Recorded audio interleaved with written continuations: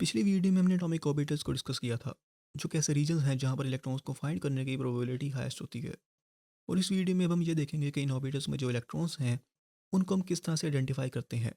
यानी जिस तरह अगर आपने अपने किसी दोस्त के घर जाना हो तो आपको उसके घर के एड्रेस के बारे में ये चार चीज़ें पता होनी चाहिए।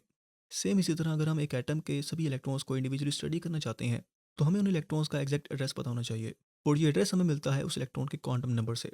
ये चार नंबर जो हैं ये एक एटम के सभी इलेक्ट्रॉन्स को डिस्क्राइब करते हैं। और इन नंबर्स को यूज़ करके हम एक एटम के सभी इलेक्ट्रॉन्स को उनके रिस्पेक्टिव ऑर्बिटल्स में अरेंज करते हैं।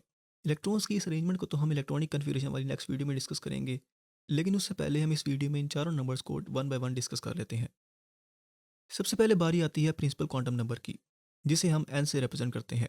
प्रिंसिपल क्वांटम नंबर हमें किसी भी इलेक्ट्रॉन के बारे में जो इन्फॉर्मेशन प्रोवाइड करता है उनमें सबसे पहले आता है उसका शेल नंबर। शेल के रिलेटेड हमने प्रीवियस वीडियो में एक डिटेल डिस्कशन की थी, तो इसीलिए अभी हम शेल को इतना ज़्यादा डिटेल में डिस्कस नहीं करेंगे। यानी जो फर्स्ट शेल है उसका प्रिंसिपल क्वांटम नंबर होगा एक, नेक्स्ट वाले का होगा दो, उसके बाद वाले का होगा तीन, और इसी तरह सो ऑन। फिर शेल के अलावा प्रिंसिपल क्वांटम नंबर हमें उस इलेक्ट्रॉन का न्यूक्लियस तक का ऑलमोस्ट डिस्टेंस और एनर्जी भी बताता है। यानी हमें उस इलेक्ट्रॉन का एग्जैक्ट डिस्टेंस और एनर्जी तो नहीं पता लगेगा, लेकिन हमें इन दोनों चीज़ों के बारे में एक अंदाज़ा हो जाएगा कि इस इलेक्ट्रॉन का डिस्टेंस और एनर्जी ऑलमोस्ट ये होगी। यानी फर्स्ट प्रिंसिपल क्वांटम नंबर वाले इलेक्ट्रॉन्स फर्स्ट शेल में होंगे, जो कि न्यूक्लियस के सबसे पास होता है और उसकी एनर्जी भी सबसे कम होती है। और थर्ड शेल वाले इलेक्ट्रॉन्स न्यूक्लियस से काफ़ी दूर होंगे और इनकी एनर्जी भी फर्स्ट शेल के मुकाबले में काफ़ी ज़्यादा होगी। फिर इसके अलावा प्रिंसिपल क्वांटम नंबर से हम उस इलेक्ट्रॉन के शेल में जो टोटल नंबर ऑफ इलेक्ट्रॉन्स हैं वो भी इस फार्मूले से फाइंड कर सकते हैं। और उस शेल में जितने टोटल ऑर्बिटल्स हैं वो फाइंड करने के लिए हम इस फार्मूले को यूज़ कर सकते हैं। प्रिंसिपल क्वांटम नंबर के बाद बारी आती है एजीम्यूथल क्वांटम नंबर की, जो कि इलेक्ट्रॉन्स की लोकेशन को फर्दर स्पेसिफाई करता है।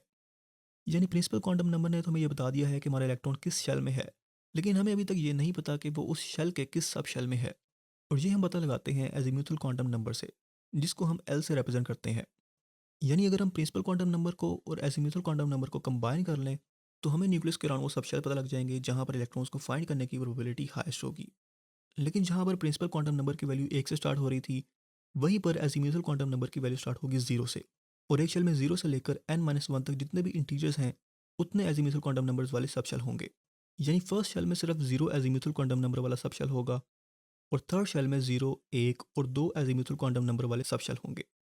फिर इसके अलावा एजीम्यूथल क्वांटम नंबर हमें उस इलेक्ट्रॉन के सब शेल की शेप के बारे में भी बताता है। यानी अगर किसी इलेक्ट्रॉन का एजीम्यूथल क्वांटम नंबर जीरो है तो इसका मतलब है कि वो एस सब शेल में है।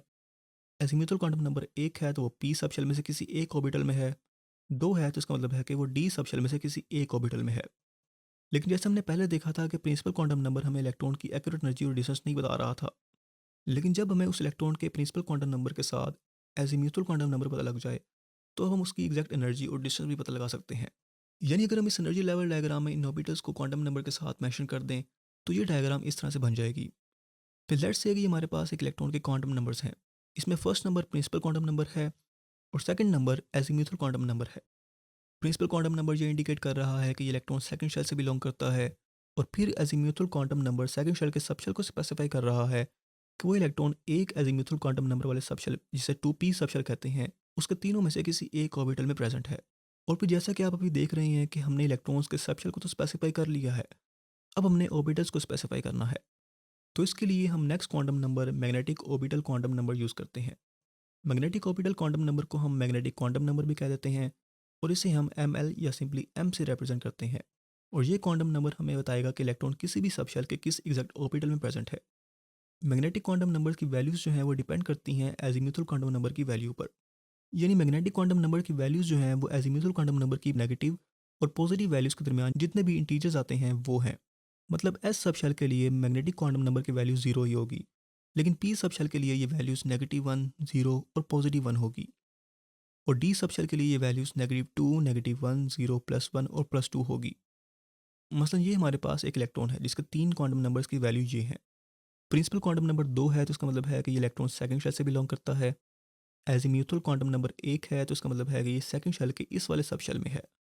और लास्ट में प्लस वन है तो इसका मतलब है कि वो इस सब शेल के इस वाले ऑर्बिटल में प्रेजेंट है। यानी वो इलेक्ट्रॉन सेकंड शेल के पी सब शेल में जी एक्सिस वाले ऑर्बिटल में प्रेजेंट है। अच्छा, अब हमने अपने इलेक्ट्रॉन्स की एग्जैक्ट लोकेशन तो पिन पॉइंट कर ली है, लेकिन आप सोच रहे होंगे कि जो फोर्थ क्वांटम नंबर है स्पिन क्वांटम नंबर वो किस लिए है। तो आपने बेसिक केमिस्ट्री और फिजिक्स में इलेक्ट्रॉन की दो प्रॉपर्टीज़ के बारे में तो पढ़ा ही होगा, यानी चार्ज और मास। लेकिन इन दो प्रॉपर्टीज़ के अलावा भी इलेक्ट्रॉन्स की और काफ़ी प्रॉपर्टीज़ हैं। और उनमें से एक प्रॉपर्टी है स्पिन। यानी इलेक्ट्रॉन्स न्यूक्लियस के अराउंड तो मूव करते ही हैं, लेकिन इसके साथ ही इलेक्ट्रॉन्स अपने एक्सिस के अराउंड भी स्पिन करते हैं। वैसे तो हम इलेक्ट्रॉन्स की मोशन को अर्थ की मोशन के साथ रिलेट नहीं कर सकते, क्योंकि अर्थ की मोशन 2 डायमेंशनल है और इलेक्ट्रॉन्स की मोशन 3 डायमेंशनल है। लेकिन सिर्फ इमेजिन करने के लिए ये बता देता हूँ कि जिस तरह अर्थ अपने एक्सिस के अराउंड भी स्पिन करती है और सन के अराउंड भी रिवॉल्व करती है, तो सेम इसी तरह इलेक्ट्रॉन्स जो हैं वो अपने एक्सिस के अराउंड भी स्पिन करते हैं और न्यूक्लियस के अराउंड भी मूव करते हैं। और जो स्पिन क्वांटम नंबर है वो हमें इसी स्पिनिंग के बारे में इंफॉर्मेशन प्रोवाइड करता है। फिर जैसा कि आप देख ही रहे हैं कि इलेक्ट्रॉन का स्पिन दो तरह का होता है। आप सिंपल वर्ड्स में तो ये कह सकते हैं कि अगर इलेक्ट्रॉन एंटी क्लॉकवाइज स्पिन कर रहा है तो उसका स्पिन क्वांटम नंबर होगा पॉजिटिव हाफ, और अगर वो क्लॉकवाइज स्पिन कर रहा है तो उसका स्पिन क्वांटम नंबर होगा नेगेटिव हाफ। और इन दोनों को हम इलेक्ट्रॉन्स की स्पिन स्टेट्स या स्पिन क्वांटम नंबर कहते हैं। लेकिन रियलिटी में ना तो इलेक्ट्रॉन क्लॉकवाइज स्पिन करता है और ना ही एंटी क्लॉकवाइज, क्योंकि किसी भी चीज़ का क्लॉकवाइज स्पिन करना या एंटी क्लॉकवाइज स्पिन करना देखने वाले पर डिपेंड करता है। अगर आप एक चीज़ को सामने से देख रहे हैं तो वो आपको क्लॉकवाइज स्पिन होती हुई नजर आएगी, लेकिन अगर आप उसी चीज़ को बैक साइड से देख रहे हैं तो उसकी रोटेशन भी उल्टी हो जाएगी और आपको वो एंटी क्लॉकवाइज नजर आएगी। तो इसीलिए इलेक्ट्रॉन्स की रोटेशन को इंडिकेट करने के लिए हम उसकी एक और प्रॉपर्टी यूज़ करते हैं, जो कि है मैग्नेटिक मोमेंट। जब भी कोई इलेक्ट्रॉन की तरह का एक चार्ज पार्टिकल रोटेट करता है तो वो एक छोटा सा मैग्नेट बन जाता है, और किसी भी आम मैग्नेट की तरह उस इलेक्ट्रॉन के भी दो पोल्स बन जाएंगे, नॉर्थ पोल और साउथ पोल। और अगर हमारे इलेक्ट्रॉन का नॉर्थ पोल ऊपर वाली साइड पर है तो स्पिन की डायरेक्शन भी वही होगी, यानी अप डायरेक्शन। और अगर नॉर्थ पोल नीचे वाली साइड पर है तो इलेक्ट्रॉन के स्पिन की डायरेक्शन भी उल्टी हो जाएगी। आमतौर पर इलेक्ट्रॉन अप डायरेक्शन में स्पिन करता है, और अगर उस अप डायरेक्शन वाले इलेक्ट्रॉन के ऑर्बिटल में सेकंड इलेक्ट्रॉन एंटर होगा तो उसकी स्पिन डाउनवर्ड होगी। और ये बेसिकली एक रूल है जिसे हर इलेक्ट्रॉन फॉलो करता है। यानी एक ऑर्बिटल में कभी भी सेम स्पिन वाले इलेक्ट्रॉन्स नहीं रह सकते, उनके स्पिन ऑपोजिट डायरेक्शन में होने चाहिए। शायद आपको ये लग रहा हो कि मैं इस इलेक्ट्रॉनिक स्पिन को इतना डिटेल में क्यों समझा रहा हूँ। तो इसकी रीज़न ये है कि एलिमेंट्स की बहुत सी फिजिकल और केमिकल प्रॉपर्टीज़ इलेक्ट्रॉन्स के स्पिन पर डिपेंड करती हैं, जिन्हें हम अभी तो डिस्कस नहीं करेंगे। लेकिन इंटरमीडिएट और एडवांस टॉपिक्स में इन प्रॉपर्टीज़ को समझने के लिए इलेक्ट्रॉनिक स्पिन की बेसिक्स को समझना बहुत ज़रूरी है। तो इसीलिए मैंने इस वीडियो में स्पिन क्वांटम नंबर के साथ ही इलेक्ट्रॉनिक स्पिन की बेसिक्स को भी एक्सप्लेन कर दिया है, ताकि केमिस्ट्री के उन कंसेप्ट को समझने में आसानी रहे। और अब अगर हम इस सब के बाद अभी तक डिस्कस किए गए सभी क्वांटम नंबर्स को टेबुलर फॉर्म में समराइज करें तो वो टेबल कुछ इस तरह से होगा। और अगर हम इस सारे टेबल को एनर्जी लेवल डायग्राम पर ट्रांसलेट कर दें तो हमें कुछ इस तरह की डायग्राम मिलेगी। इतने ज़्यादा नंबर्स इस डायग्राम को शायद थोड़ा सा कम्प्लेक्स बना रहे हों, लेकिन ये सभी नंबर्स हमने डिस्कस किए हुए हैं। फॉर एग्जाम्पल, किसी भी ऑर्बिटल के क्वांटम नंबर्स में से सबसे पहले प्रिंसिपल क्वांटम नंबर है जो कि उसके शेल को रिप्रेजेंट कर रहा है। Second number azimuthal quantum number है जो कि सब शेल को रिप्रेजेंट करता है। थर्ड नंबर जो है वो मैग्नेटिक क्वांटम नंबर है जो कि ऑर्बिटल की 3D स्पेस में ओरिएंटेशन को रिप्रेजेंट करता है। और जो ये दो नंबर्स हैं ये इलेक्ट्रॉन्स के स्पिन को रिप्रेजेंट करते हैं। और अगर हम अभी तक सीखी गई क्वांटम नंबर्स की नॉलेज को यूज़ करते हुए इस इलेक्ट्रॉन को सही जगह पर प्लेस करना चाहें तो हम इसके इन चार क्वांटम नंबर्स को स्टडी करेंगे। सबसे पहले प्रिंसिपल क्वांटम नंबर है जो कि 3 है, और ये इंडिकेट कर रहा है कि ये इलेक्ट्रॉन थर्ड शेल से बिलोंग करता है। लेकिन थर्ड शेल में तो 3 सब शेल्स हैं, एस, पी और डी। तो हम सेकंड नंबर देखेंगे जो कि एजीम्यूथल क्वांटम नंबर है।